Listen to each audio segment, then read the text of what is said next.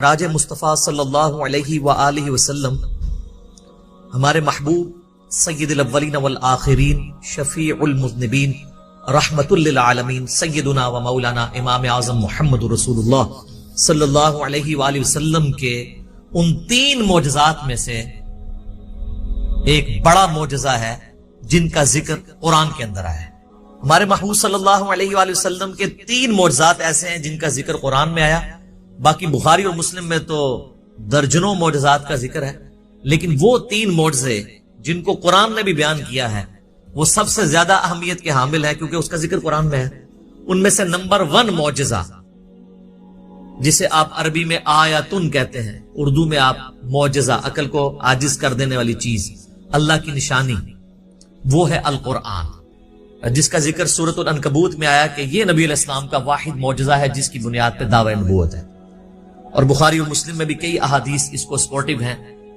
ایک وہ مشہور حدیث ہے بخاری اور مسلم کی کہ اللہ تعالیٰ نے ہر نبی کو کوئی نہ کوئی معجزہ دیا تھا، اور مجھے اللہ نے وحی یعنی قرآن کا معجزہ دیا ہے۔ میں اللہ سے امید کرتا ہوں سب سے زیادہ متبعین قیامت والے دن میرے ہوں گے، کیونکہ میرا معجزہ سب سے زیادہ یونیک ہے، یعنی کتاب کا معجزہ۔ اور دوسرا معجزہ آپ صلی اللہ علیہ وآلہ وسلم کا جو قرآن میں ذکر ہوا وہ شق القمر کا واقعہ ہے، جو سورۃ القمر کے سٹارٹ میں ہی آتا ہے، اقتربت الساعہ، قریب آ گئی قیامت، وانشق القمر، اور شق ہو گیا چاند۔ اس کانٹیکسٹ میں بخاری و مسلم میں کئی احادیث ہے کہ نبی صلی اللہ علیہ وآلہ وسلم کے مبارک زمانے میں چاند 2 ٹکڑے ہوا تھا اور پھر دوبارہ سے جڑ گیا۔ تو یہ وہ دوسرا معجزہ ہے جس کا ذکر قرآن کے اندر ہے۔ اور تیسرا معجزہ ہے معراج النبی صلی اللہ علیہ وآلہ وسلم کا معجزہ۔ اس کی کوئی تاریخ ہمیں احادیث کی کتابوں میں نہیں ملتی، نہ کوئی مہینے کا پتہ ہے، یہ اندازہ ہی ہے، بہرحال ہمیں اس سے کوئی غرض نہیں ہے۔ اگر کوئی سمجھتا ہے کہ معراج کا مہینہ ہے اور 27ویں رات ہے اور اس اعتبار سے اس مہینے کے اندر اس واقعے کو یاد کیا جاتا ہے تو اس میں کوئی ایسا مسئلہ نہیں ہے، بشرطے کہ اس میں قرآن و سنت سے جو چیزیں ثابت ہیں وہ بیان کی جائیں، قصے کہانیاں بیان نہ کی جائیں جو اکثر قصے اور کہانیاں بیان کی جاتی ہیں۔ تو یہ 3 معجزات ہیں جن کا ذکر اللہ تعالیٰ نے قرآن میں فرمایا ہے۔ اس میں ٹاپ آف دا لسٹ قرآن، اس کے بعد شق القمر والا یعنی چاند کے 2 ٹکڑے ہونے والا معجزہ، اور تیسرا معجزہ آپ صلی اللہ علیہ وآلہ وسلم کی معراج۔ اور یہ بھی یاد رکھیں یہ جو معراج ہم عموماً بولتے ہیں یہ بھی غلط العام ہے، اصل میں اس معجزے کا نام ہے الاسراء والمعراج۔ نبی صلی اللہ علیہ وآلہ وسلم کا رات کا زمینی سفر الاسراء اور المعراج، اور پھر آسمانی سفر، اور یہ دونوں سفر قرآن کے اندر موجود ہیں۔ جو زمینی سفر ہے الاسراء، وہ پارہ نمبر 15 ہمارا سٹارٹ اسی سے ہوتا ہے، سورہ بنی اسرائیل جو سورت نمبر 17 ہے اس کے آغاز میں ہی آتا ہے، اعوذ باللہ من الشیطان الرجیم، بسم اللہ الرحمن الرحیم، سبحان الذی اسرا بعبدہ لیلا من المسجد الحرام الی المسجد الاقصی، پاک ہے وہ ذات جو اپنے بندے کو لے گئی راتوں رات مسجد حرام سے مسجد اقصی، ایک دور کی مسجد تک، جس کے ارد گرد برکتیں رکھی ہیں تاکہ ہم اپنے اس بندے خاص کو اپنی قدرت کی نشانیاں دکھائیں۔ الاسراء رات کا سفر، بیت اللہ سے لے کر مسجد ایلیا، یروشلم، بیت المقدس، یہ تینوں نام ایک ہی مسجد کے لیے، اور بعد میں وہاں پہ مسجد بھی بن گئی، حضرت عمر کے دور میں اس کا نام پھر مسجد اقصی رکھا گیا۔ قرآن جب نازل ہوا تھا وہاں اقصی لغت کے معنوں میں آیا تھا ایک دور کی مسجد، مسجد اقصی بعد میں بنائی گئی ہے، پہلے وہ بیت المقدس یا ایلیا یا یروشلم کہلاتا تھا۔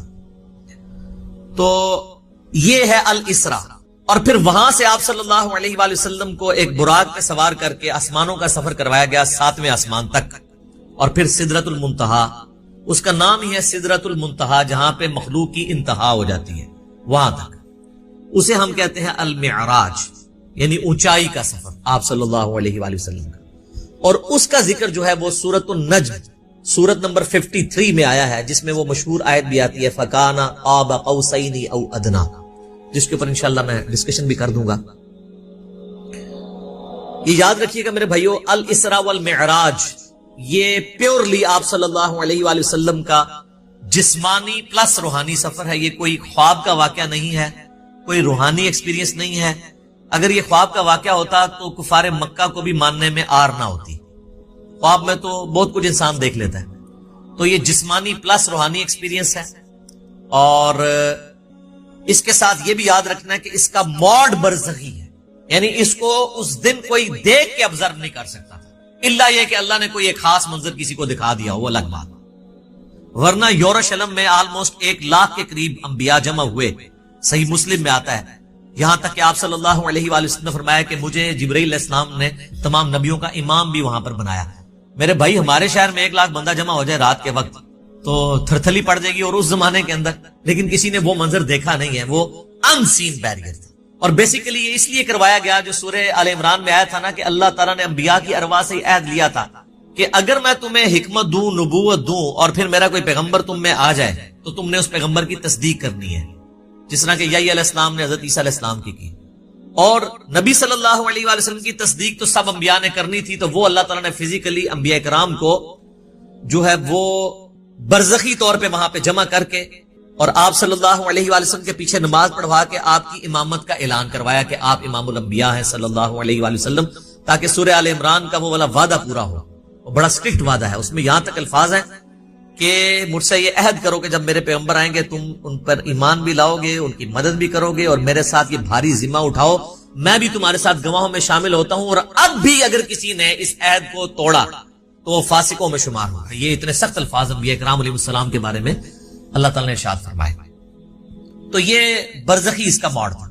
اب اگر کسی کو شوق ہے کہ جی میں یہ سارا واقعہ ایک ایک احادیث کے انٹرنیشنل نمبرز کے ساتھ دیکھنا چاہتا ہوں، خود سننا چاہتا ہوں، پڑھنا چاہتا ہوں، تو سننے کی حد تک تو ہم نے الحمدللہ اکتوبر 2015 میں، یہ آج مارچ 2020 چل رہی ہے، اکتوبر 2015 میں آلموسٹ سمجھ لیں 4.5 سال پہلے ڈیٹیل 3 لیکچر، مسئلہ نمبر 126 ABC 3 نشستوں میں آلموسٹ 4.5 گھنٹے کی گفتگو ویڈیو میں ریکارڈ کروا دیا ہے، ایک ایک حدیث کا میں نے انٹرنیشنل نمبر بھی بتایا، تو وہ آپ دیکھیں، ہم اس ویڈیو کے نیچے بھی اس کے ڈسکرپشن میں لنک لگا دیں گے۔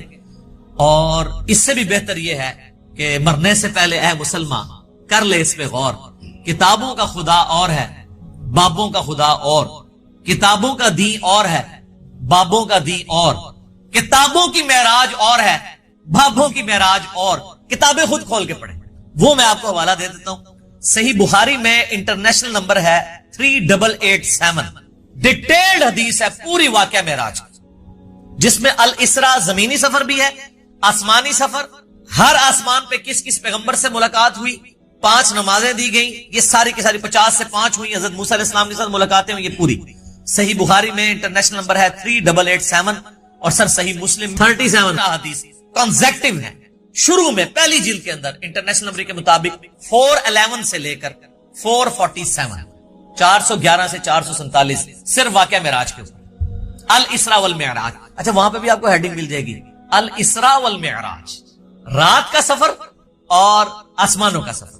اور مشکات میں اگر آپ نے پڑھنا ہے تو 30 جلد میں آپ کو 5862 سے 5867 تک مسلسل 6 احادیث اس حوالے سے مل جائیں گی جو واقعہ معراج سے ریلیٹڈ ہے، لیکن ظاہر ہے کہ کچھ سکپ بھی ہوئی ہیں، تو وہ آپ صحیح مسلم کا وہ چیپٹر پڑھ لیں 411 سے 447 تک۔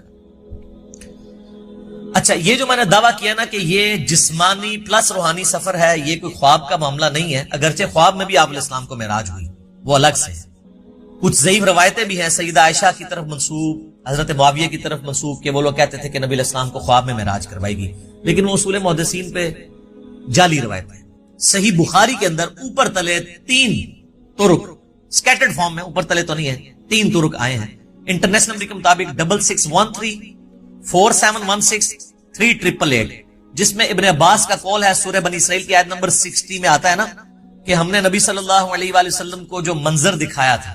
اب وہاں پہ جو رؤیا کا لفظ استعمال ہوا ہے نا، وہ کہتے ہیں خواب کے لیے استعمال ہوتا ہے، حالانکہ عربی میں رؤیا آنکھوں سے دیکھنے والے منظر کے لیے بھی یہ لفظ استعمال ہوتا ہے۔ بال ابن عباس کا قول امام بخاری اسی آیت کو ہیڈنگ بنا کے لے کے آئے ہیں سورہ بنی اسرائیل آیت نمبر 60 کے، اور ابن عباس کہا کرتے تھے کہ نبی صلی اللہ علیہ وآلہ وسلم کو جو یہ منظر دکھایا گیا جو کافروں کے لیے فتنہ بن گیا، قرآن کی آیت ہے، فتنہ کیوں بنا؟ میرے بھائی اگر خواب کا منظر ہوتا تو خواب کیوں کافروں کے لیے فتنہ بنتا؟ وہ تو مان لیتے ہیں کہ خواب میں تو کچھ بھی ہو سکتا ہے، فتنہ بنے اس لیے کہ وہ فزیکل کلیم تھا۔ تو ابن عباس کا قول ہے صحیح بخاری میں کہ یہ منظر جو دکھایا گیا یہ نبی صلی اللہ علیہ وآلہ وسلم نے اپنی جسم کی آنکھوں سے دیکھا تھا، دل کی آنکھوں سے نہیں۔ دل کی آنکھوں سے مراد ہوتا ہے خواب میں، اور جسم کی آنکھوں سے مراد فزیکلی دیکھنا ہے. میرے بھائیو، الاسراء والمعراج میں آپ صلی اللہ علیہ وآلہ وسلم کو کئی ایک مناظر دکھائے گئے، جو سورہ بنی اسرائیل کی آیت نمبر 7 جو آیت نمبر سٹارٹ میں 1 ہے، سورت نمبر 17، لِنُرِيَهُ مِنْ آیاتنا، تاکہ ہم اپنے بندے کو اپنی نشانیوں میں سے نشانیاں دکھائیں. وہ نشانیاں کون سی تھی؟ ان پہ میں بولوں تو میرے بھائی تقریباً 3-4 گھنٹے اور لگ جائیں گے. میں آپ کو موٹی موٹی باتیں بتا دیتا ہوں جو بخاری اور مسلم میں آئی ہیں کہ آپ علیہ السلام کو کیا کچھ دکھایا گیا.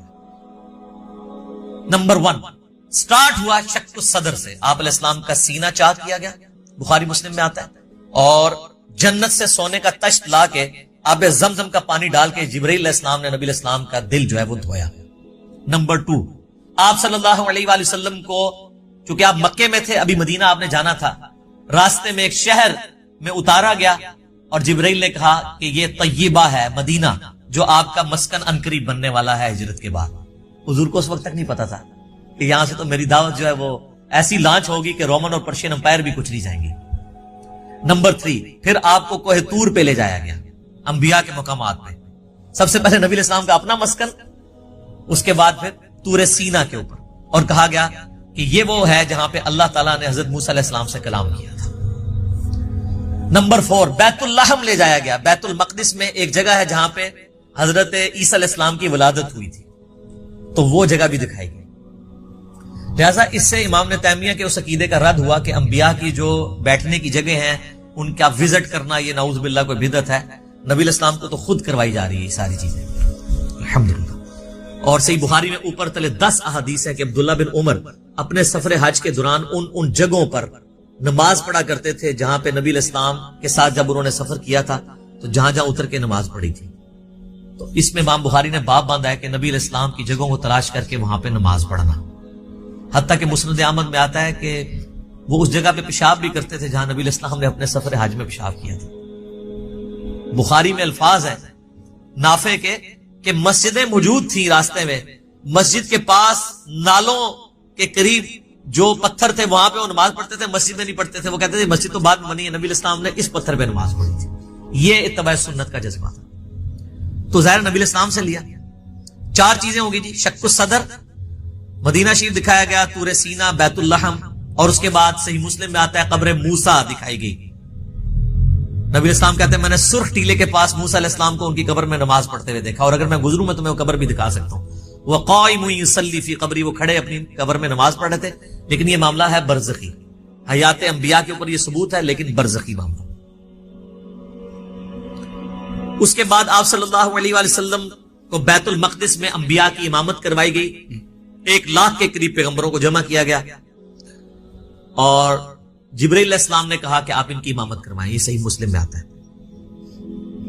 اچھا پھر دجال دکھایا گیا، یہ بھی آتا ہے بخاری مسلم میں، دجال بھی دکھایا گیا. پھر آپ علیہ السلام کو آسمانوں کی سیر کروائی گئی. پہلے آسمان پہ آدم علیہ السلام سے ملاقات ہوئی، دوسرے پہ حضرت یحییٰ اور عیسیٰ سے، تیسرے پہ یوسف علیہ السلام سے، چوتھے پہ ادریس علیہ السلام سے، 5ویں پہ ہارون علیہ السلام سے، 6 پہ موسیٰ علیہ السلام سے، اور 7ویں پہ ہمارے جد امجد سیدنا ابراہیم خلیل اللہ علی نبینا علیہ الصلوۃ والسلام سے ملاقات ہوئی. اس کے بعد آپ علیہ السلام کو جنت اور دوزخ بھی دکھائی گئی. ٹائم میں ٹریول کروا کے جو مستقبل کا وقت تھا وہ پہلے دکھا دیا. لوگ کہتے ہیں ابھی تو لوگ دوزخ اور جنت میں پہنچے نہیں، تو حضور نے کیا دیکھا؟ بھئی اللہ نے وقت. اور آپ یہ دیکھ لیں یہ سب کچھ منظر کتنے زمانے میں طے ہوا ہوگا، لیکن ایک رات میں سب کچھ ہو گیا. صرف بیت المقدس اور خانہ کعبے کے درمیان جو فاصلہ ہے اس زمانے میں 40 دن کی مسافت تھی، وہی نہیں طے ہو سکتی تھی. اللہ، اسی لیے تو وہ آتا ہے نا المعجم الکبیر طبرانی کے اندر اور دلائل النبوہ امام بیہقی کی کتاب کے اندر اور کئی کتابوں کے اندر کہ لوگوں نے آ کے حضرت ابوبکر کو کہا نا کہ تمہارا ساتھی تو یہ کہہ رہا ہے، کافروں نے چھیڑنے کے لیے. اور انہوں نے کہا اگر وہ کہہ رہے ہیں تو میں تصدیق کرتا ہوں. تو اسی پر آپ کا لقب صدیق رکھا گیا کہ آپ علیہ السلام کی تصدیق کرنے والے. اس کے بعد بیت المعمور دکھایا گیا، بخاری مسلم میں آتا ہے 7ویں آسمان کے اوپر اسی خانہ کعبہ کی سیدھ میں ایک گھر ہے جس کا طواف فرشتے کرتے ہیں، بیت المعمور وہ دکھایا گیا. اور سب سے بڑھ کے آپ کو سدرۃ المنتہا تک لے جایا گیا. یہ آخری حد ہے، زمین سے جتنی مخلوقات ہیں یا فرشتے ہیں وہ بھی سدرۃ المنتہا سے آگے نہیں جا سکتے.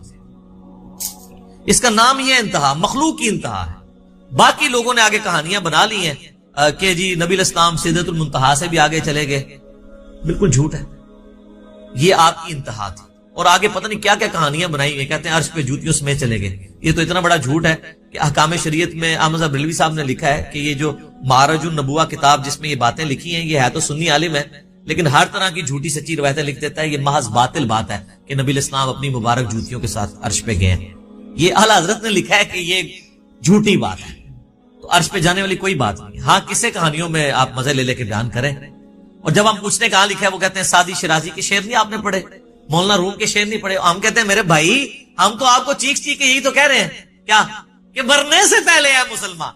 کر لے اس پہ غور. کتابوں کا خدا اور ہے، بابوں کا خدا اور. کتاب میں سے کوئی نکالے نا بات جہاں پہ لکھا ہو. پھر ڈاکٹر صاحب تو آپ کو پتا ہے طاہر القادری صاحب تو وہ کہتے ہیں کہ وہ دروازہ کھولا حضور نے حضور کے لیے، پھر کہا کہ آپ اندر آ جائیں، حمیم ناز میں آ جا. وہ پتہ نہیں کیا عشق مشوقی کا انہوں نے ایک، اور بلکہ وہ بغل گیر پتہ نہیں کیا کچھ انہوں نے کیا ہے. اور طارق جمیل صاحب نے بھی اسی سے ملتی جلتی باتیں کی ہیں. وہ قاب قوسین یا ادنا وہ پوری کر کے بتاتے ہیں. انشاءاللہ اینڈ پہ ڈسکس کرتا ہوں. تو میرے بھائی یہ کتابوں کی بات ہوگی. اور سدرۃ المنتہا ہی پہ اللہ تعالیٰ کی ملاقات ہوئی اپنے محبوب علیہ السلام کے ساتھ. اور سورۃ النجم میں اس کا ذکر ہے. وہاں پہ اللہ تعالیٰ نے وحی بھی کیا آپ علیہ السلام کو. صحیح مسلم میں آتا ہے کہ 3 چیزیں آپ کو وحی پہ عطا ہوئی. نمبر 1 5 نمازیں. وہ ڈیٹیل بخاری مسلم میں آتی ہے کہ 50 تھی، کم ہوتے ہوئے موسیٰ علیہ السلام کے پاس جب وہ آتے تھے نا چھٹے آسمان کے اوپر، تو کہتے تھے حضرت زیادہ ہے کم کروائیں. ایک پھیرے بس اور لگنا سی، وہ کون ہی لگیا، ورنہ وہ 5 کام ہوتے 5 تک رہ گئی. پھر اس میں الفاظ ہیں بخاری مسلم میں، اللہ نے کہا کہ میرا قول بھی نہیں بدلے گا، تمہاری امت پڑے گی 5. سورۃ الانعام میں ہے کہ ایک نیکی 10 کے برابر ہے، تو میں ان کو ثواب 10 کا ہی دوں گا. ایک کے بدلے 10 کا، تو نمازیں 50 کی ثواب ملے گا 5 کے گیز میں. دوسرا تحفہ دیا گیا سورۃ البقرہ کی آخری 2 آیات. صحیح مسلم میں آتا ہے آمن الرسول بما انزل الیہ من ربہ والمؤمنون. سر یہ 2 آیات وہ ہیں جو اس دنیا میں نازل نہیں ہوئی ہیں، آسمانوں پہ نازل ہوئی ہیں. آسمان سے آسمانوں پہ نبی علیہ السلام کے مبارک سینے پہ. اور صحیح مسلم میں آتا ہے کہ تیسری چیز جو آپ کو دی گئی کہ آپ کا جو کوئی امتی شرک نہیں کرے گا نا، میں اسے معاف کر دوں. تو اس کو تو سپورٹو پھر قرآن میں بھی آیت ہے انہ من یشرک باللہ فقد حرم اللہ علیہ الجنہ ومأواہ النار وما للظالمین من انصار. بے شک جو کوئی اللہ کے ساتھ شرک کرے گا، اللہ اس گناہ کو کبھی معاف نہیں کرے گا. اس پہ جنت حرام ہے، اس کا ٹھکانہ دوزخ ہے، اور وہاں اس کا کوئی مددگار نہیں ہوگا. حتیٰ کہ بخاری مسلم کی حدیث ہے کہ اللہ نے ہر نبی کو کوئی نہ کوئی دعا دی تھی، اس نے اس دنیا میں ہی دعا کر لی. حضرت نوح نے دعا کی، اس کی وجہ سے ان کی قوم ہلاک ہوئی. میں نے اپنی دعا چھپا کے رکھی ہے قیامت کے دن کے لیے. میں اس دعا سے اپنی امتیوں کے لیے شفاعت کی دعا کروں گا، اور میری دعا سے ہر میرے امتی کو نفع پہنچے گا سوائے اس شخص کے جس نے دنیا میں اللہ کے ساتھ شرک کیا. شرک is the most sensitive issue in the sight of Allah. اللہ اکبر.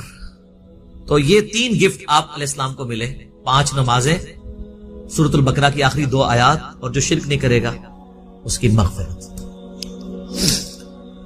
یہ ساری تفصیلات آپ مسئلہ نمبر 126 ABC کے اندر دیکھ سکتے ہیں 4.5 گھنٹے میں اس کو سکپ کرتا ہوں.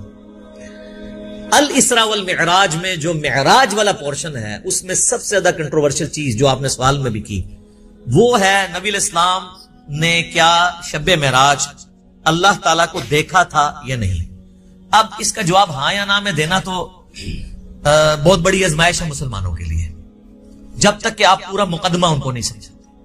تو آپ اس پورے مقدمے کو سمجھیں گے تو آپ کے لیے معاملہ آسان ہو جائے گا. اس کی وجہ یہ ہے کہ یہاں پہ فرقہ واریت کا دین ہے، جس کو میں بابوں کا دین کہتا ہوں، اور آپ سے بار بار کہتا ہوں کہ مرنے سے پہلے ہے مسلمان، کر لے اس پہ غور. کتابوں کا خدا اور ہے، بابوں کا خدا اور. اچھا کہتے ہیں نہیں آپ کتابوں کا دین کہہ لیا کریں، بابوں کا خدا تو سب کا ایک ہے. میرے بھائی اس کے اندر قیامت مضمر ہے. دین کس لیے ہوتا ہے؟ اللہ کی شناخت کے لیے. جب آپ کے بابوں نے اس اللہ کی شناخت میں نہیں کروائی ہے جو پیغمبروں کے ذریعے اللہ نے کروائی تھی، تو ہم رونا روئیں گے نا کہ آپ کس اللہ کی بات کرتے رہے ہو. تو اصل چیز قیامت زور اس شعر میں تبھی ہے کہ کتابوں کا خدا اور ہے، بابوں کا خدا اور. اور دیکھ لیں ہلچل مچی اس کی وجہ سے ہے. اگر میں کہتا کتابوں کا دین اور ہے بابوں کا دین اور، تو کسی کو کچھ نہیں تھا ہونا.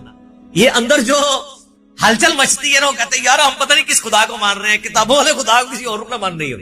تو یہ تو میں نے ڈیٹیکٹ کیا تھا قرآن سے، کتابوں کا خدا حضرت آدم علیہ السلام کو جب اللہ نے دنیا پہ اتارا، سورۃ البقرہ آیت نمبر 38، تو اللہ تعالیٰ نے ہماری ماں اور باپ کو یہی کہا تھا، قُلْ اهْبِطُوا مِنْهَا جَمِيعًا، اے آدم اور اس کی بیوی اور میری ان دونوں بندوں کی قیامت تک ہونے والی اولاد، اتر جاؤ زمین میں۔ فَإِمَّا يَأْتِيَنَّكُم مِّنِّي هُدًى، یاد رکھنا اب جب کبھی بھی کوئی ہدایت کی کتاب تمہارے پاس آئے گی، انتظار کرنا کتابوں کا، بابوں کا نہیں، کتابوں کا جو پیغمبروں کے ذریعے ہے۔ فَإِمَّا يَأْتِيَنَّكُم مِّنِّي هُدًى فَمَن تَبِعَ هُدَايَ فَلَا خَوْفٌ عَلَيْهِمْ وَلَا هُمْ يَحْزَنُونَ، جو ان کتابوں کی اس ہدایت کی پیروی کرے گا اس کو نہ کوئی خوف ہوگا نہ کوئی غم۔ وَالَّذِينَ كَفَرُوا وَكَذَّبُوا بِآيَاتِنَا أُولَٰئِكَ أَصْحَابُ النَّارِ هُمْ فِيهَا خَالِدُونَ، جو کوئی ہماری آیات کو جھٹلا دے گا، کفر کرے گا، اس کو جھٹلائے گا، تو وہ ہوں گے اہل جہنم، رہیں گے اس میں ہمیشہ ہمیشہ۔ اللہم اجرنا من النار، آمین۔ اللہم من احییتہ منا فاحیہ علی الاسلام ومن توفیتہ منا فتوفہ علی الایمان، آمین۔ تو اس لیے ہم کہتے ہیں کتابوں کا دین، بابوں کا دین۔ تو اس مقدمے کو سمجھنے کے لیے آپ پہلے بنیادی بات سمجھ لیں، ایک بنیادی عقیدہ، جو عقیدہ پوری امت کا ہے سوائے ان لوگوں کے جو اپنے نفس کے غلام بنے ہوئے۔ وہ کون ہے وہ میں آپ کو بتا دوں۔ پوری امت کا یہ عقیدہ ہے کہ مرنے سے پہلے اس روئے ارض پہ اللہ تعالیٰ کا دیدار کسی انسان کو، کسی جن کو، کسی فرشتے کو یا کسی بھی مخلوق کو ہونا محال ہے، امپاسبل ہے، یہ مقدور نہیں ہے، محال ہے۔ اس کے ثبوت میں سورۃ الانعام کی آیت نمبر ہے 103، لا تدرکہ الابصار، نگاہیں اس کا احاطہ نہیں کر سکتی، وہ نگاہوں کا احاطہ کر لیتا ہے۔ حتیٰ کہ اس آیت میں اہل تشیع اتنا غلو کرتے ہیں کہ وہ یہ کہتے ہیں کہ قیامت میں اور جنت میں بھی اللہ کا دیدار نہیں ہوگا، وہ بھی غلو کر رہے ہیں۔ اور دوسری طرف ان کی حالت یہ ہے کہ وہ کہتے ہیں کہ مولا علی علیہ السلام اس وقت تک سجدے سے سر نہیں اٹھاتے تھے جب تک اللہ کو دیکھ نہ لیں۔ تو ہم کہتے ہیں یار آپ کوئی ایک بات کرو، کسی بات کے اوپر ٹکو۔ اور پھر بعض غلو کرنے والے وہ کہتے ہیں شب معراج بھی جو مولا علی کا پنجہ دیکھا تھا۔ خیر اب اہل علم ان کو خود ہی رد کر رہے ہیں، وہ کہہ رہے ہیں یہ نصیحتیاں، ہمارا ان سے کوئی تعلق نہیں ہے، اہل تشیع کا یہ جو ہے مکتب نہیں ہے، مکتب اہل بیت یہ نہیں ہے۔ تو یہ سورۃ الانعام کی آیت نمبر 103 اس پر گواہ ہے۔ اور اس سے بھی بڑھ کر پریکٹیکل ایکسپیرینس سورۃ الاعراف کی آیت نمبر 143، جب موسیٰ علیہ السلام نے کوہ طور پہ ملاقات کے دوران کہا اے اللہ میری خواہش ہے میں تجھے دیکھوں۔ اتنی دفعہ باتیں سن سن کے اگلا سٹیپ بھی بندہ طے کرتا ہے نا۔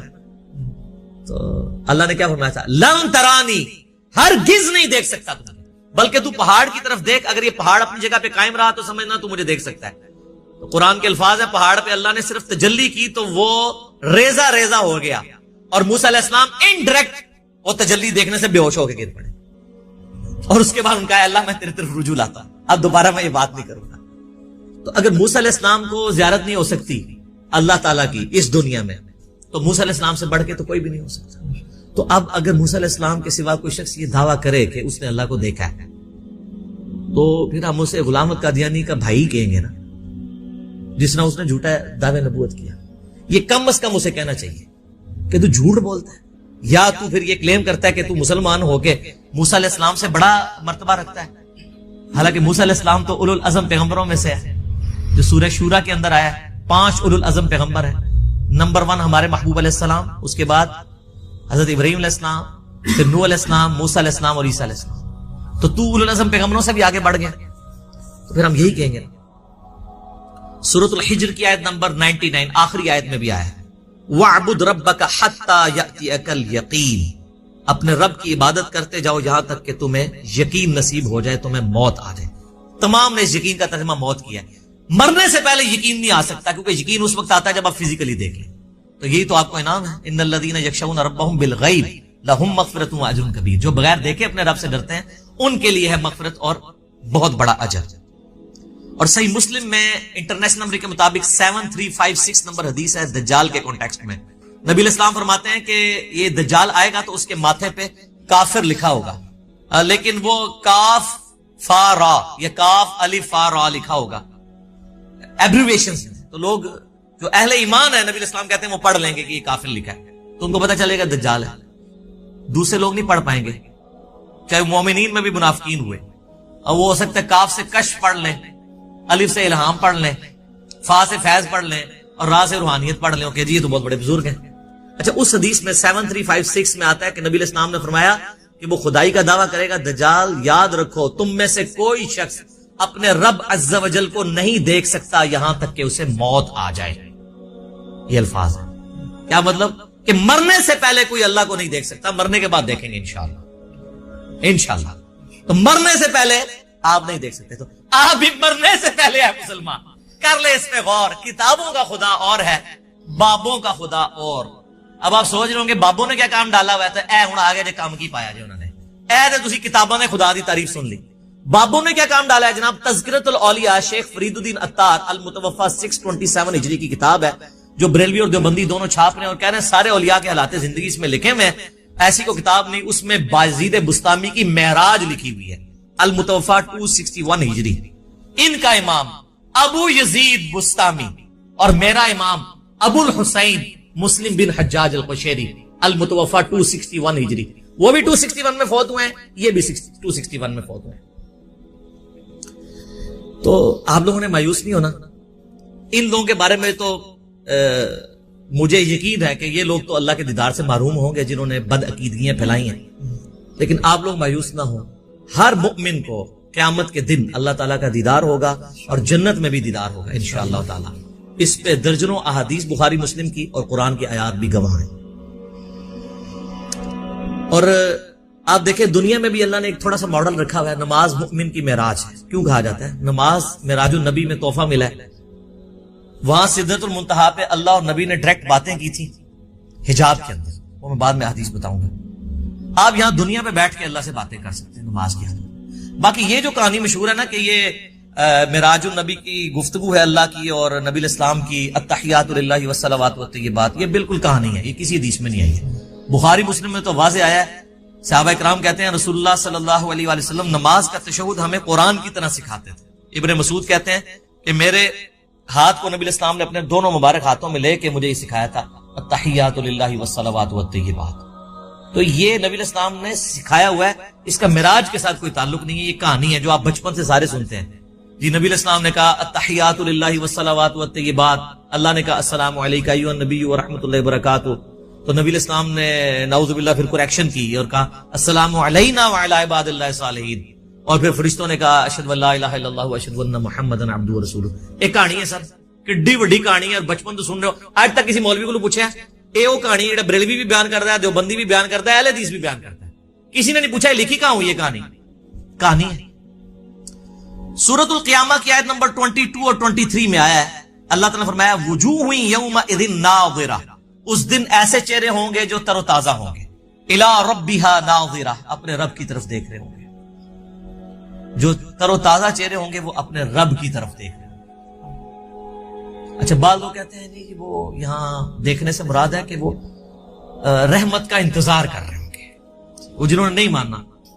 تو یہ جو سورۃ الفجر کی آیت ہے وجاء ربک والملک صفا صفا, قیامت والے دن اللہ اور فرشتے قطار در قطار اس دنیا پہ اتریں گے, کیونکہ میدان محشر اس دنیا میں عدالت لگنی ہے. تو جیسا اللہ کی شان کے لائق ہے وہ زمین پہ اترے گا. اور پھر اس کا کلائمیکس ہے سورۃ المطففین آیت نمبر 15, کلا انہم عن ربہم یومئذ لمحجوبون. اللہ تعالیٰ کافروں کے بارے میں فرماتا ہے کہ ضرور بر ضرور اللہ کے جو منکر ہیں وہ اپنے رب کے دیدار سے اوٹ میں کر دیے جائیں گے قیامت والے دن. اچھا اللہ کے دیدار سے اوٹ میں کر دیے جائیں گے کافر, تو اس کے اندر کیا امپلائڈ ہے کہ اہل ایمان حجاب اٹھا دیا جائے گا, کیونکہ اللہ کے آگے تو کوئی حجاب نہیں آ رہا نا, اللہ کے سامنے تو کوئی چیز چھپی نہیں ہوئی ہے. یہ بندے اور اللہ کے درمیان حجاب ہے, کافر کے درمیان آ جائے گا, مومن کا اٹھ جائے گا. یہ واضح ثبوت ہے. لہذا شیعہ کا موقف جو ہے باطل ہے, بلکہ میں شیعہ کو دعوت دوں گا کہ اللہ کے بندو ہماری نمازوں عبادات ان ساری چیزوں کا کیا حاصل ہونا ہے کہ اگر ہم جنت میں پہنچ جائیں اور تب بھی اپنے رب کو نہ دیکھ سکیں. قرآن کی درجنوں آیات میں جو اللہ تعالیٰ بار بار کہتا ہے کہ بغیر دیکھے اپنے رب سے ڈرتے ہیں, تو یہ پردہ آخر اٹھنا ہے نا, کبھی اس دن اٹھنا ہے کہ جس دن اللہ تعالیٰ نے یہ امتحان میں آپ کو پاس کر دینا ہے کہ ہاں جی تم بغیر دیکھے ڈرتے تھے نا, اب اس کا انعام ہے, مجھے دیکھ لو. یہ تو امپلائڈ ہے, ورنہ تو دین کی لذت ہی ختم ہے اگر قیامت میں جنت میں اللہ کا دیدار نہیں ہے. بخاری مسلم میں درجنوں احادیث ہے. اسی کانٹیکسٹ میں جو سورۃ القیامہ کی آیت نمبر 22 ہے وجوہ یومئذ ناظرہ الی ربہا ناظرہ. اس آیت کے کانٹیکسٹ میں بخاری مسلم دونوں میں حدیث ہے. صحابہ کرام نے پوچھا یا رسول اللہ کیا ہم اپنے رب کو دیکھیں گے قیامت میں؟ آپ نے فرمایا تم ضرور اپنے رب کو دیکھو گے. 14ویں رات کا چاند جب چھایا ہوتا ہے اور کوئی بادل نہ ہو تو تمہیں اس چاند کو دیکھنے میں کوئی تکلیف محسوس نہیں ہوتی. سورج کو دیکھنے میں تکلیف ہوتی ہے, چاند کو دیکھنے میں نہیں ہوتی. بالکل اس طریقے سے تم اپنے رب کو بھی دیکھو گے اور تمہاری آنکھوں پہ کوئی سٹرین نہیں آئے گا, جیسا کہ اس کی شان کے لائق ہے. تم اپنے رب کو دیکھو گے انشاءاللہ تعالی. اور سر صحیح مسلم میں ایک بڑی رکت انگیز حدیث ہے. نبی علیہ السلام فرماتے ہیں جنتی جب جنت میں پہنچ جائیں گے نا تو اللہ تعالیٰ جنتیوں سے کہے گا کہ ہاں جی کوئی اور نعمت چاہیے؟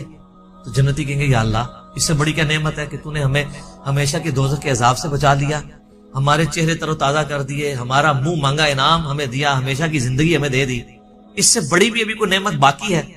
تو پھر اللہ تعالیٰ ان کو سرپرائز دیتے ہوئے اپنا اور بندوں کے درمیان حجاب اٹھائے گا اور لوگ اپنے رب کی زیارت کریں گے, اور جب وہ رب کو دیکھ لیں گے نا تو ان کو دنیا کی اور جنت کی ہر نعمت بھول جائے گی. وہ کہیں گے اصل نعمت تو یہ ہے, یہ اللہ نے سرپرائز میں رکھی ہوئی ہے جنت کے اندر. یہ صحیح مسلم میں حدیث ہے. پھر نبی علیہ السلام نے کہا کہ چاہو تو قرآن پڑھ کے دیکھ لو, سورہ یونس کی آیت نمبر 26 آپ نے تلاوت کی. للذین احسنوا الحسنى وزیادہ, جو لوگ نیکوکار ہیں اللہ تعالیٰ ان کے لیے بہتر اجر رکھے گا اور کچھ بڑھ کے بھی دے گا. وہ کہتے ہیں کہ بڑھ کے جو دے گا وہ یہ ہے سب سے بڑھ کے اللہ کا دیدار انشاءاللہ تعالی. اور پھر صحیح مسلم کی وہی حدیث جو دجال والی میں نے بیان کی 7356 کہ تم میں سے کوئی اپنے رب عز و جل کو نہیں دیکھ سکتا یہاں تک کہ وہ مر نہ جائے. تو مرنے کے بعد انشاءاللہ تعالی اللہ کا دیدار ہوگا. اور مرنے سے پہلے اے مسلمان کر لے اس پہ غور, کتابوں کا خدا اور ہے, بابوں کا خدا اور یقین کر جب تو یہ غور کرے گا نا تو تیرے اندر سے آواز نکلے گی کیا کہ نہ میں وابی, نہ میں بابی, نہ میں سو کارڈ وابی, نہ میں بابیاں نے دفاع کرنے والا بابی, میں ہوں مسلم علمی کتاب انشاءاللہ. البتہ میرے بھائیو اس کائنات میں ایک ہستی ایسی ہے جسے اللہ تعالیٰ نے اس دنیا میں خواب کی حالت میں اپنا دیدار عطا کیا, اور اس اعتبار سے باقی ساری مخلوقات پہ فوقیت تھی, اور وہ ہمارے محبوب سید الاولین والآخرین شفیع المذنبین رحمت للعالمین سیدنا و مولانا امام اعظم محمد رسول اللہ صلی اللہ علیہ وآلہ وسلم کی مبارک ذات ہے. اور یہ تو نبی الاسلام کے بارے میں خواب میں زیارت والا معاملہ, یہ تو میں حدیث آپ کو بعد میں بیان کرتا ہوں. آپ کے بابوں نے یہ دعویٰ امام حنیفہ کے لیے بھی کیا, وہ کہتے ہیں 100 دفعہ خواب میں زیارت ہوئی ہے.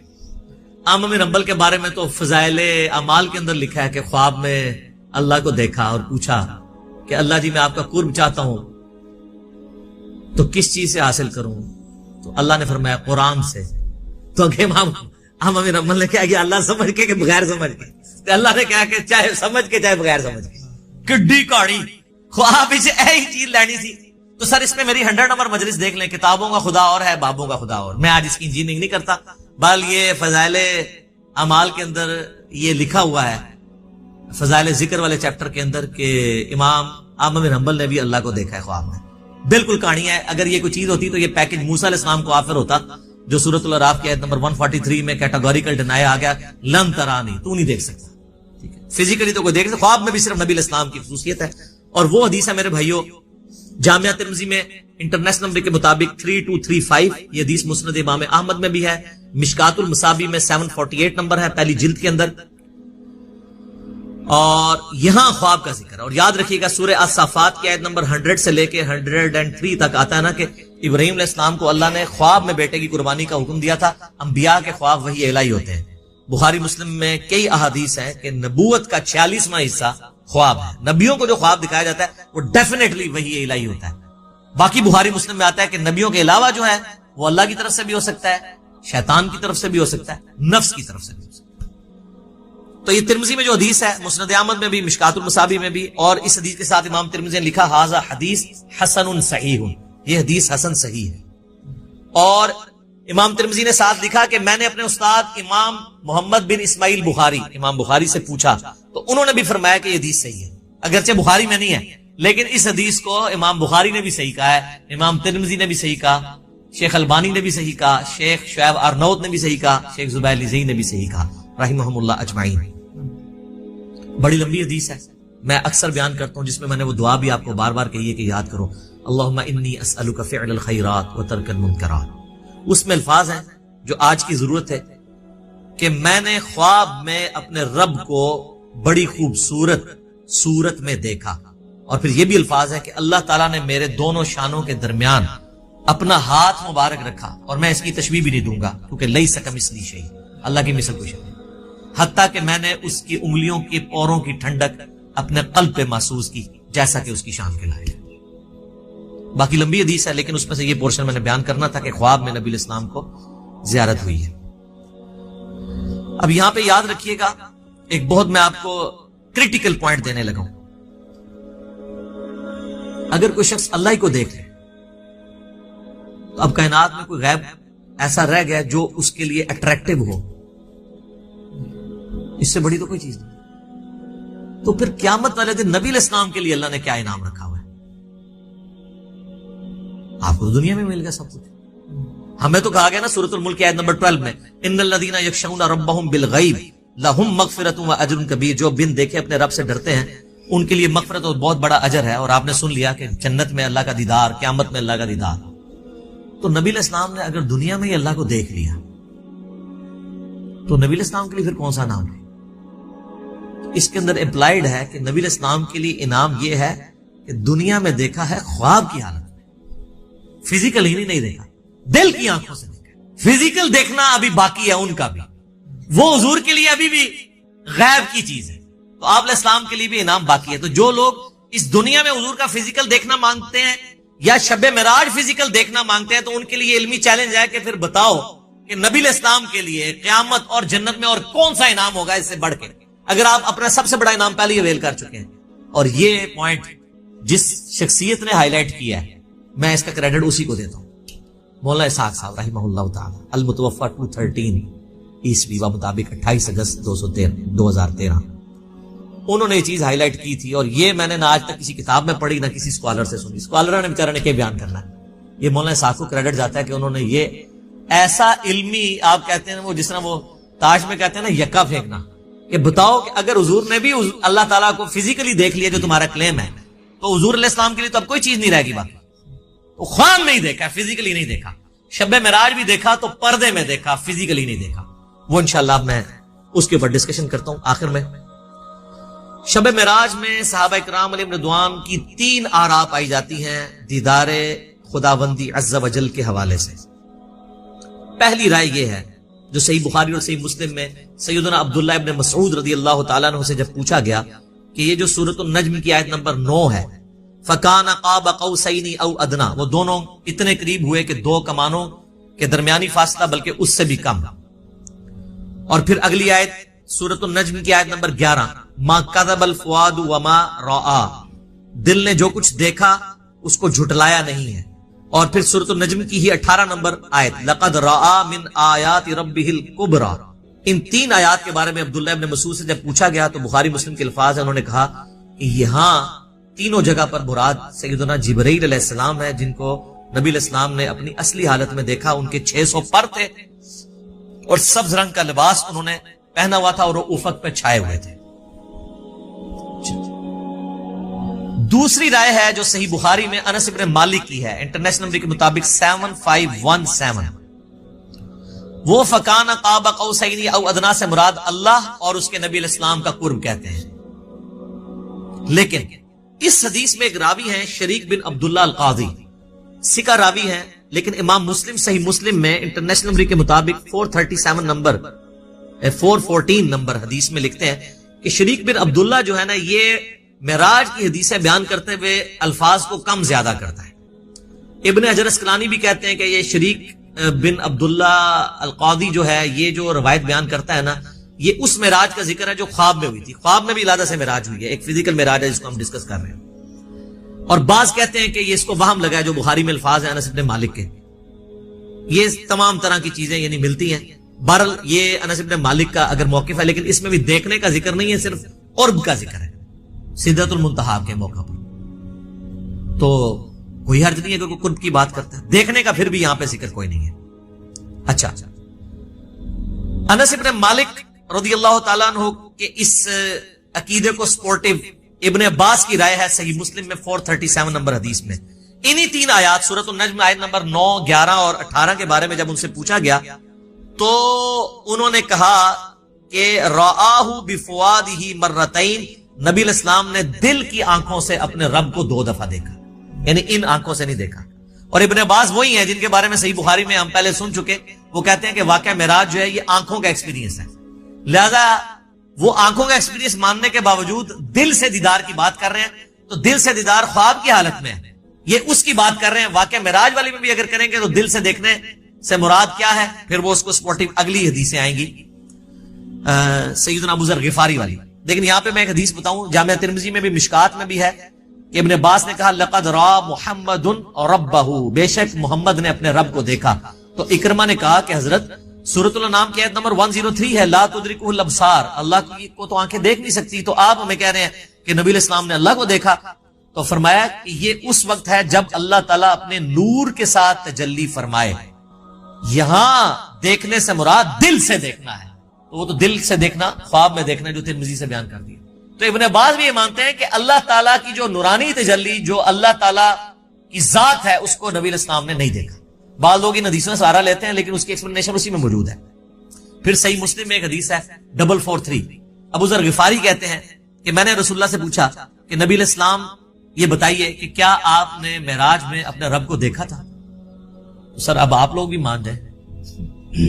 رسول اللہ نے فرمایا کہ میں رب کو کیسے دیکھ سکتا ہوں، وہ تو نور ہے۔ کلیئر ہو گیا؟ اچھا، اس سے اگلی حدیث ہے صحیح مسلم میں 444، ایک تابعی کہتے ہیں ابو ذر غفاری سے کاش میں رسول اللہ کے زمانے میں ہوتا نا تو حضور سے ایک سوال ضرور کرتا۔ ابو ذر غفاری نے کہا کون سا سوال؟ اس نے کہا میں نے حضور سے پوچھنا تھا کہ یا رسول اللہ آپ نے شب معراج اللہ کو دیکھا ہے کہ نہیں؟ اس سے کم از کم یہ تو کلیئر ہوا کہ صحابہ کے زمانے میں بھی یہ بحثیں چلتی تھی، لہٰذا یہ آج کل جو ان باتوں میں کتاب و سنت بیان کرتے ہیں تو اس کو یہ صوفی ٹائپ لوگ کہتے ہیں، یہ لوگ جو ہیں یہ وہابی ہیں، یہ گستاخ ہیں، یہ حضور کی کمزوریاں تلاش کرتے ہیں، ان کے لیے بہت بڑی پھکی ہے کہ یہ سارے پھر اس زمانے میں موجود تھے۔ تابعین کہہ رہے ہیں ابو ذر غفاری کو کہ ہم حضور کے زمانے میں ہوتے نا تو حضور سے پوچھتے کہ یا رسول اللہ آپ نے، اس کا مطلب تابعین کو صحابہ نے یہ عقیدہ نہیں بتایا، پوائنٹ ٹو بی نوٹڈ۔ تو ابو ذر غفاری نے کہا او بچے تو نے کیا پوچھنا ہے، میں خود پوچھ چکا ہوں حضور سے۔ اچھا، تو وہ کہتے ہیں میں نے جب رسول اللہ سے پوچھا تھا تو آپ علیہ السلام نے فرمایا کہ میں نے شب معراج ایک نور دیکھا تھا۔ یہ نہیں کہا، سوال ہو رہا ہے کہ کیا آپ نے اللہ کو دیکھا تھا، تو جواب میں ہونا چاہیے تھا ہاں میں نے اللہ کو دیکھا۔ جواب کیا دیا؟ میں نے ایک نور کو دیکھا تھا۔ ابو ذر غفاری کہہ رہے ہیں کہ حضور نے مجھے یہ جواب دیا۔ اس کی ایکسپلینیشن اس سے اگلی حدیثوں میں ہو رہی ہے۔ سر امام مسلم نے یقین کرے نا، وہ کہتے ہیں نا ایک سجی پھر کھبی پھر اتو پھر تلو، کنزیکٹیو حدیثاں جی 443 444 اور اس سے اگلی 445 اور پھر اس سے اگلی 446 ابو سعید خدری سے کہ نبی علیہ السلام نے فرمایا کہ اللہ کا اپنی مخلوق سے جو پردہ ہے وہ نور کا پردہ ہے، اگر وہ نور کا پردہ ہٹ جائے تو مخلوق تباہ و برباد ہو جائے، تجلی کی تاب نہیں لا سکتی۔ تو وہ جو آیا مسلم میں کہ میں نے نور دیکھا تھا، تو وہ کیا تھا؟ اللہ اور محمد رسول اللہ کے درمیان وہ پردہ تھا، کیونکہ اگلی حدیثوں میں آتا ہے کہ نور وہ پردہ ہے، ورنہ تو کہتے ہیں میں نے اللہ کا نور دیکھا، کہا میں نے ایک نور دیکھا تھا۔ اور 443 میں کیا ہے کہ میں اسے کیسے دیکھ سکتا ہوں، وہ تو نور ہے۔ اس کا اپنا نور نہیں دیکھا، پردے والا نور دیکھا، وہ ہٹ جائے تو مخلوق تباہ و برباد ہو جائے۔ بالکل کلیئر کٹ ہے۔ اچھا، یہ تو ہوگی وہ والی دوسری والی رائے اور اس کی ایکسپلینیشن۔ اب اینڈ پہ میں آپ کو اپنی اماں کی رائے بتاتا ہوں جو آپ کو ہضم نہیں ہونی کبھی بھی۔ سر اماں نے جو کیا ہے نا اس امت کے ساتھ احسان، اور صوفیوں کے ساتھ ان کے سارے عقیدوں کو پیسیفک اوشن میں پھینک دیا۔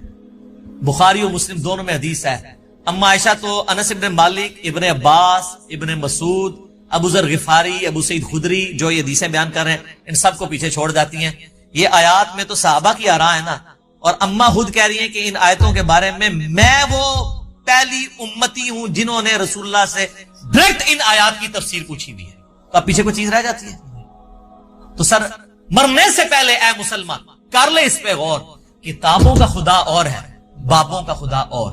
تو سر یہ صحیح بخاری شریف انٹرنیشنل نمبر 4855، اور سر یہ صحیح مسلم شریف انٹرنیشنل نمبر 439 میں اما عائشہ کی ڈیٹیل حدیث ہے۔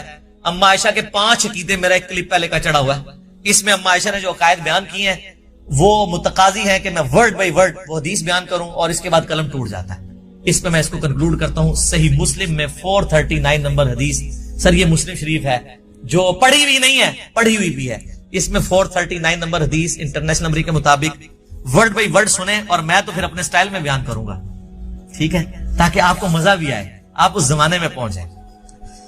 مسروق تابعی کہتے ہیں کہ میں تکیہ لگائے ہوئے سیدہ عائشہ کے پاس حجرے میں پردے میں بیٹھا ہوا تھا.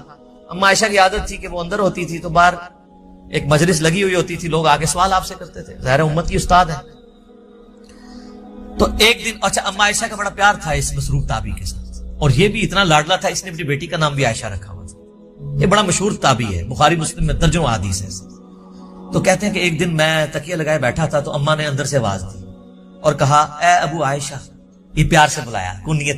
یہ یعنی عرب میں جب کسی کو پیار سے بلانا ہوتا تھا اس کا نام نہیں لیا جاتا تھا, کنیت کے ساتھ بلایا, اے ابو عائشہ. جو بھی 3 باتوں میں سے کسی ایک کا بھی قائل ہوا اس نے اللہ پہ بہت بڑا جھوٹ باندھا. اب سر, نبی کی بیوی, امت کی ماں, ایک اپنے اسٹوڈنٹ کو دین سکھا رہی ہیں, پوچھنے پہ نہیں خود سے بتا رہی ہے کہ میرے پاس بنیادی عقائد ہے, تم لے لو. اب وہ مسروق تابعی کہتے ہیں میں تکیہ لگا کے بیٹھا ہوا تھا تو میں سیدھا ہو گیا کہ کون سی 3 باتیں ہیں جو اللہ کے اوپر کوئی باندھ دے تو وہ جھوٹا ہے, کہیں میرے اندر نہ پائی جاتی. آپ پہ تو فرق نہیں پڑتا, آپ کے آگے سے قرآن گزر جائے, بخاری گزر جائے, مسلم گزر جائے, کیوں؟ وہ آپ بابوں کے دین کے اوپر ہیں. تو اس لیے ہم آپ سے ریکویسٹ کرتے ہیں کہ مرنے سے پہلے اے مسلمان کر لے اس پہ غور. کتابوں کا خدا اور ہے, بابوں کا خدا اور جب تو غور کرے گا تیرے اندر سے آواز اٹھے گی, کیا کہ نہ میں وابی, نہ میں بابی, میں ہوں مسلم علمی کتابی. تو میں نے کہا کہ وہ 3 باتیں کون سی ہیں؟ انہوں نے کہا پہلی بات, جو کوئی یہ عقیدہ رکھتا ہے کہ محمد صلی اللہ علیہ وآلہ وسلم نے اپنے رب کو دیکھا تو اس نے اللہ پر بہت بڑا جھوٹ باندھا. لو جی, سارے صوفی بڑے گئے, صوفی نے کہا نسی ویکھا ہے, بتایا نہیں بازی مستامی نے دعویٰ کیا. ہوئے ہوئے ہوئے. مسروق کہتے ہیں میں تکیہ لگائے بیٹھا تھا, جیسے ہی میں نے یہ بات سنی میں اٹھ کے بیٹھ گیا. میں نے کہا اے اما جان ذرا مجھے بھی کچھ عرض کرنے دیں اور اپنی بات میں جلدی نہ کریں, یعنی میں بھی کوئی اپنے دلائل سامنے رکھنا وا, تو پہلے ہی چھکا مارا ہے, کیونکہ وہ ان کا خود بھی یہ ہو سکتا ہے عقیدہ ہو. کیا اللہ نے قرآن میں نہیں فرمایا وَلَقَدْ رَآهُ بِالْأُفُقِ الْمُبِينِ؟ وہی آیات سورۃ النجم کی آیت نمبر 9, 11 اور 18 تینوں مسروق نے پڑھی. وَلَقَدْ رَآهُ نَزْلَةً أُخْرَى, یہ تو واضح قرآن میں آیا کہ دیکھا اس نے اس کو. اب قرآن میں یہ تو نہیں ہے کس نے کس کو. تو سیدہ عائشہ نے کہا اس امت میں سب سے پہلے میں نے ان آیتوں کو رسول اللہ سے پوچھا تھا. اب رسول اللہ سے پوچھنے کے بعد بھی اگر کسی نے نہیں یقین کرنا اور بابوں کے دین پہ چلنا اور کتابوں کے دین پہ نہیں چلنا, صحیح مسلم 439 نمبر حدیث پہ نہیں چلنا, اور صحیح بخاری انٹرنیشنل نمبر کے مطابق 4855 حدیث میں, مسلم میں چونکہ ڈیٹیل ہے میں وہ بیان کر رہا ہوں. اچھا جی سن لیں, آپ جو رسول اللہ کو مانتا ہے اس کے لیے میں بیان کر رہا ہوں, جو بابوں کو مانتا ہے اس کے لیے تو میں کچھ نہیں کر سکتا. تو آپ علیہ السلام نے فرمایا کہ ان آیات میں مراد جبرائیل علیہ السلام ہے, یعنی میں نے جبرائیل علیہ السلام کو دیکھا, میں نے ان کو ان کی اصلی صورت پر دیکھا, اور 2 بار ایسا ہوا. ان آیات میں اسی کا ذکر ہے کہ ان کو وہ اس وقت وہ اتر رہے تھے آسمان سے, اور ان کے تن و توش کی بڑائی نے آسمان سے زمین تک روک رکھا تھا, افق پہ پھیلے ہوئے تھے, وہی جو عبداللہ ابن مسعود نے کہا. اب یہ سیدہ عائشہ نے جو یہ حدیث بیان کی ہے نا کہ نبی علیہ السلام سے خود ہی پوچھ لیا تو ان کا جبرائیل ہے, تو اما عائشہ اب مزید علمی دلائل سامنے رکھ رہی ہیں اسی عقیدے پہ. سورۃ الانعام کی آیت نمبر 103 پڑھی, لا تدرکہ الابصار وہو یدرک الابصار, کہ ہم پہلے ڈسکس کر چکے. نگاہیں اس کا احاطہ نہیں کر سکتی, وہ نگاہوں کا احاطہ کر لیتا. اور کہا مسروق تو نے یہ آیت نہیں قرآن کی پڑھی ہوئی, اور کیا تو نے یہ نہیں سنا کہ اللہ فرماتا ہے وما کان لبشر ان یکلمہ اللہ الا وحیا او من وراء حجاب او یرسل رسولا. سورہ شورى کی آیات کہ کسی انسان کی تو یہ اہلیت ہی نہیں ہے کہ اللہ تعالیٰ اس سے کلام کرے سوائے اس کے کہ اس پہ وحی کر دے, یعنی چپکے سے اس کے دل میں بات ڈال دے, یا حجاب میں گفتگو کرے جس طرح کہ سدرۃ المنتہا پہ ہوئی, یا اس کی طرف کوئی رسول بھیجے یعنی جبرائیل علیہ السلام کو پیغمبر. تو حضرت عائشہ نے اپنی دلیل میں رسول اللہ کی بات بھی کی اور قرآن کی آیات بھی کوٹ کی, اور اماں تو سیدھی آیتیں ہی کوٹ کرتی تھی, حدیث بھی کوٹ کی ہے نا, کہ اماں منکرین حدیث میں سے نہیں, پہلے انہوں نے حدیث کوٹ کی ہے, بعد میں قرآن کی آیات کوٹ کی ہے. مسروق دوسری بات یہ ہے کہ جو کوئی خیال کرے کہ رسول اللہ صلی اللہ علیہ وآلہ وسلم نے اللہ کی کتاب میں سے کچھ حصہ چھپا لیا تھا تو اس نے بڑا جھوٹ باندھا. اب ایسی سلسلہ خاص گلا خاص نو میرا پچھلے دن کلپ ریکارڈ ہو گیا، حضرت ویسے کرنی ہے